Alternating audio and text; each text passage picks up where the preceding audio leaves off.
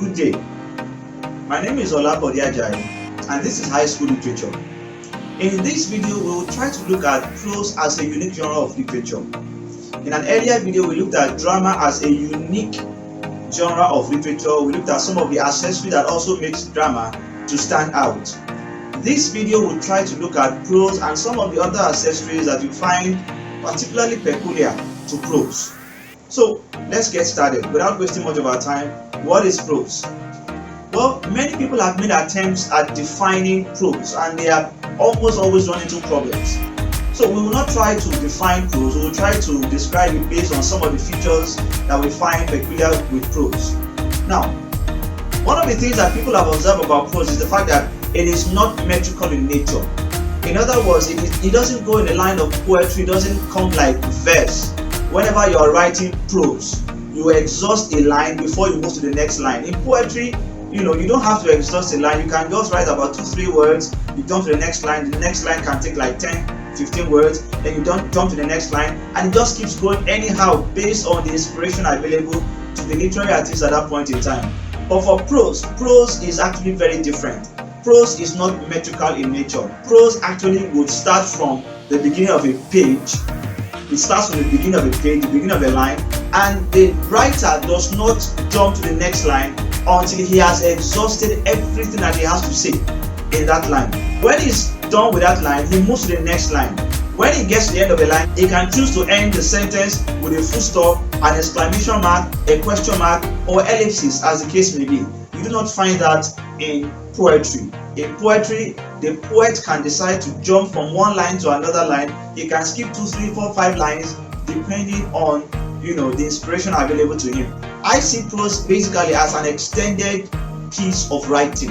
When you have an extended piece of writing, that can be said to be prose. Extended would simply mean that it, number one, obviously follows the rules of grammar. Number two, it goes from one line to the other line to the next line, and it's not just something that features a few words, just like you have in many poetry that you have these days. Prose, basically concerns itself with describing and narrating. Sometimes it also comes down to arguing out some points. Just take it like this, that prose is an extended piece of writing that follows strictly or that adheres strictly to the rules of grammar. Prose comes to us in two different forms. There are two different types of prose. You have fiction and then you have non-fiction. Fiction concerns itself with products of your imagination. Whenever we talk about imaginative literature, we are talking about fiction, because whatever the novelist decides to put on paper is almost always a product of his or her imagination. The information that you have in fiction are not necessarily verifiable, they are not necessarily true, even though they are also not lies. They are basically a product of the creative ability of the literary artist. Fiction is a piece of imaginative literature that focuses essentially on things that are probable and not things that have happened. Fiction can come to us either as a novel, a novella, or a short story. Fiction comes to us either as a novel, a novella, or a short story. Non-fiction may be described as works that are actually verifiable, works that are not necessarily product of the imagination of the literary artist or the writer, as the case may be. Works that are considered as non-fiction are basically extended pieces of writings based on identifiable facts, identifiable places, persons, events, and situations. So whenever someone decides to put pen to paper and he or she begins to write about certain things here and there, events, persons, places, and all of that you can readily confirm and verify, then what he or she has written is known as non-fiction. Non-fiction comes to us in forms like speeches, articles, essays, newspaper publications, biographies, autobiographies, memoirs, diaries, and the likes. Whenever people engage in any of these things, you discover that the information that is being given or being read out to us are information that you can actually go and verify. The difference between fiction and non-fiction lies in the fact that fiction is strictly a product of the imagination of the literary artist. He can decide, or she can decide, to write about the invasion of the earth by certain monsters and so on and so forth. So all of these are just pigments of the imagination of the literary artist. But for non-fiction, it's just the direct opposite. Someone can decide and rewrite a newspaper article about the happenings in the world, as it were, talking about the pandemic and how it has ravaged, several persons, several countries, and getting people out of their jobs, how it has ruined families, ruined economies, and all of that. So when people write about all of these things, that is non-fiction. This video and other subsequent videos basically concerns itself with works of fiction. So we will not concern ourselves with diaries and essays and all of that. No, your recommended texts in literature are actually works of fiction. Now, one area that also stands out, fiction or the prose as the case may be, is an area known as the point of view. The point of view is actually a technique adopted by a writer in getting out his or her story to the larger audience there. So what is a point of view? A point of view may be described as a literary device, a narrative technique adopted by a literary artist, a novelist or a short story writer, in projecting to us the story that he or she wants us to have an idea about. It is basically the angle of narration. It is actually the perspective from which a story is told. So a story is told from a particular perspective. Every writer adopts at least one perspective. In very few instances, you have a medley of perspectives competing for attention within the same work of fiction. Many times, literary artists devote themselves solely to looking at one area of perspective. Some who are skillful look at about 2-3 different areas, and you have a fantastic blend of artistry. Point of view comes to us in 3 different modes, or about 4 different modes. Let's look at 4 different modes. You have the first person point of view, you have the second person point of view, you have the third person limited point of view, and the third person omniscient point of view. Now don't bother yourself about the second person point of view, because your text, all the text that you have been given does not bother about all of this, and then you don't have a lot of works, as it were, that gives us information about the second person point of view. So what is the first person point of view? The first person point of view is that perspective that tells the story from the perspective of the narrator, who is actively involved in the story that he or she narrates. When a person tells a story that he or she is actively involved in or situated in, that story is a first person point of view. The first person point of view is also known by the use of the pronoun I or we, or I and we at the same time. So the writer makes use of I, makes use of we, or both of them, either of them or both of them. That person is situated in the story he tells. Now this writing technique is unique because it gives us a first person account of the story that is being told. We can rely on the information that is being provided, except the character or the nature of the narrator tells us otherwise. The person tells us events, situations, interactions with people, and all sorts. Sometimes the person can be actively involved, sometimes the person might just be passively involved. And we have some stories that come out to us in this form. For example, you take a look at the reading of a work like Scott Fitzgerald's The Great Gatsby. The Great Gatsby is a very good example of a story told to us from the first person point of view. It's a very, very fantastic story. I recommend that you get to read it when your exams are over. Now, the story is told about a man named J. Gatsby, and the story is told from a perspective of the first person narrator called Nick Carraway. So Nick Carraway tells the story of J. Gatsby. Jay is an active participant in that story. Nick is not so fully involved, but he tells the story from his own perspective.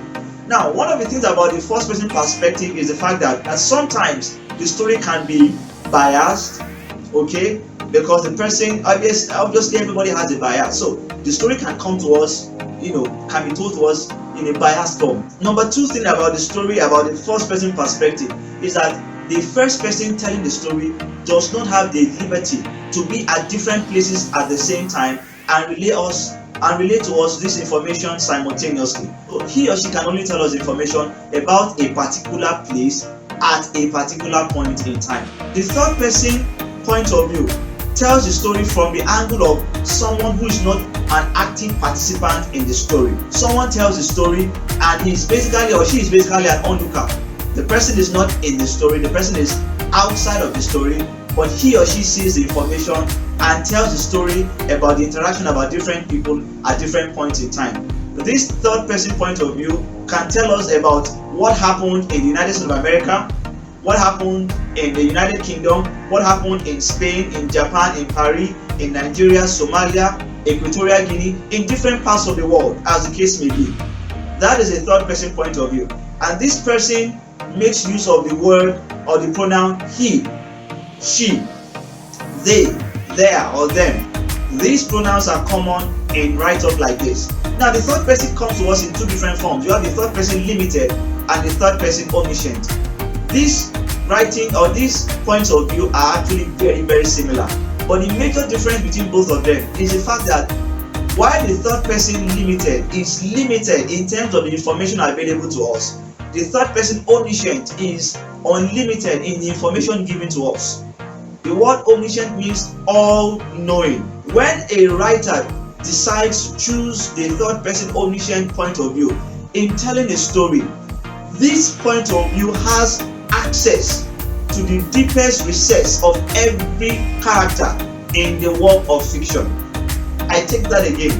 The third person omniscient point of view goes a step further than the third person limited, in the sense that the underlying motive why certain characters act in certain ways, or the reason certain characters behave in certain manners, some of their thinking processes is told and shown to us. We have access to them, we can get to read them. That is the major difference between a third person limited and a third person omniscient. I'll give a very good example. In Chinua Achebe's Things Fall Apart, we get to read about a man named Okonkwo. Okonkwo is the hero, how be the tragic hero of that literary endeavor. Now, Okonkwo harbors a young boy named Ikemefuna. For whatever reasons, Ikemefuna has to be, sacrificed to the gods to appease the gods of the land. The elders come to Okonkwo's house very early in the morning and everybody dress up and they take a stroll out of town. In the course of the journey, someone strikes Ikemefuna. One of the elders brings out the machete and strikes Ikemefuna. Ikemefuna, seeing all of the commotion and the fact that every face turned in his direction, portends nothing but danger, runs towards Okonkwo, a man he had lived with for quite a while, and a man he also addresses as father.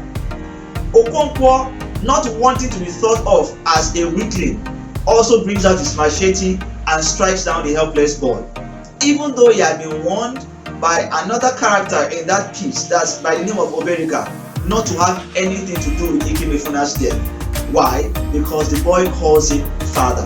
Okonkwo is torn between preserving Ikemefuna and striking him down, and he chooses the latter because he does not want to be perceived as a weakling. We are only allowed this kind of information because the story is told to us from the omniscient point of view. The narrator goes into Okonkwo's mind and tells us that Okonkwo is afraid of being called a weakling and a failure, just like his father. If the story were told to us from a third person limited point of view, we would only have been told that Okonkwo strikes down Ikemefuna and that's the end of the whole affair. We would not have been told about the reason and the motive that actually underpins this action. So you have the first person point of view told from the I perspective, the third person limited point of view, and the third person omniscient point of view. Both of them told from the perspective of the he and the she, as pronouns used extensively in that literary endeavor. So now I want us to look at some of the character types that you find very much prevalent in works of fiction. We're talking about characters like the villain, the hero, the anti-hero, the tragic hero, and the foil. So let's run through these 5 character types, okay? Let's start by looking at the hero. Who is a hero? A hero may be described as someone that has some, special abilities like charm, eloquence, courage, anything that just makes him unique, that makes him stand out. The hero might be someone who is known for, for being rich, who is known for being able to help people in distress, who is also known to help people in different situations and different circumstances. A hero is someone that inspires confidence. A hero is someone that has, things that everybody desires and wants. A hero is someone that everybody would readily rally around. Is someone that inspires confidence, that inspires hope, when hope seems to be fizzling away. That is a hero. Now you find works of fiction with different kinds of heroes. Some of these heroes are known for their strength, their courage. Some of them are fearless. Some of them are, known for their eloquence. Some of them are just in a world of their own. They are just unique in their own world, in their own class, and they stand out for us in every respect. Take a look at a man like Achilles in the epic poem Iliad by the poet Homer. Achilles is unique because he's a hero. He's a hero because he has fighting skills. He is very courageous, very brave. He can battle anybody to a standstill. That is a hero for you. When you get to watch films, you get to see different heroes with different heroic abilities, different heroic acts, and so on and so forth. So a hero in a work of fiction is someone that inspires strength, someone that inspires courage, hope, someone that is able to, do something very, very unique and something very, very extraordinary. That is a hero. The female version of a hero is called a heroine. Now, for every hero, you have a villain. Every hero comes with a villain. We talked about the protagonist and the antagonist, so you can get to see the villain as the antagonist to the hero. The villain is someone that is completely cruel, malicious, evil, someone mischievous, someone with an evil intent. And the essence of the villain is to antagonize the hero.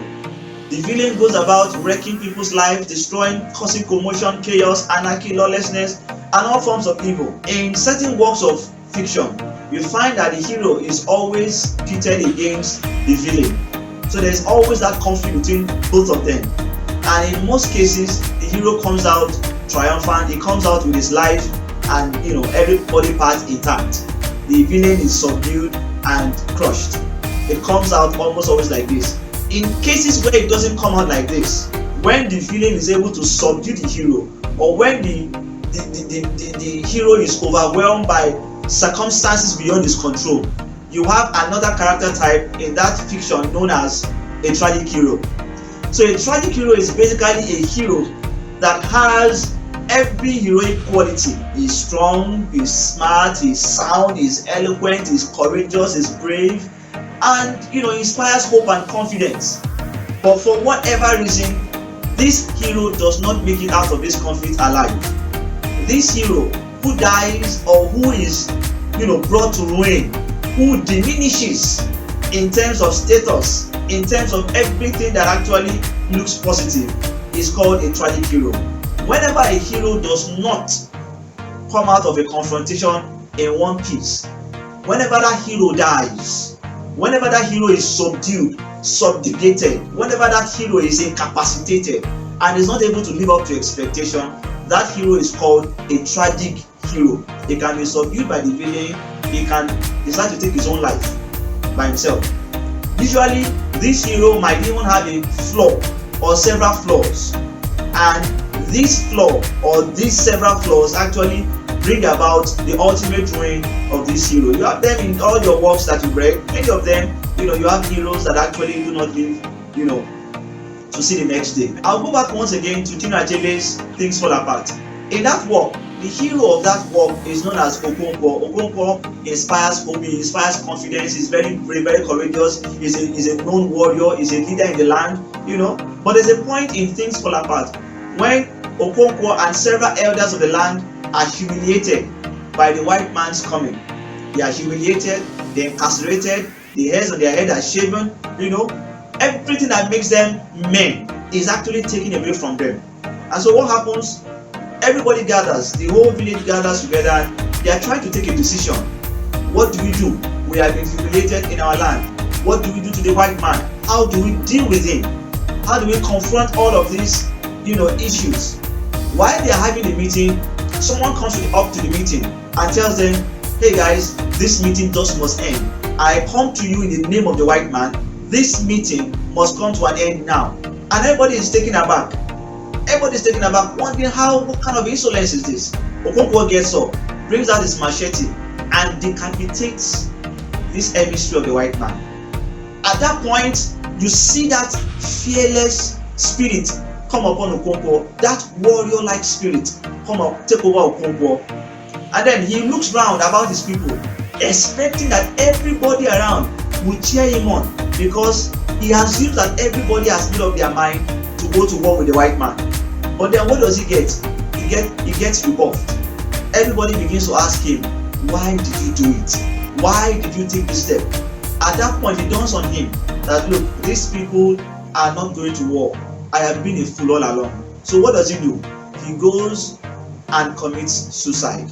Okonkwo dies in that war, and he evolves not as a hero anymore, but as a tragic hero. A tragic hero is a hero that does not make it out alive in a literary piece, or a hero that is brought from grace to grass. He is brought to uttermost ruin.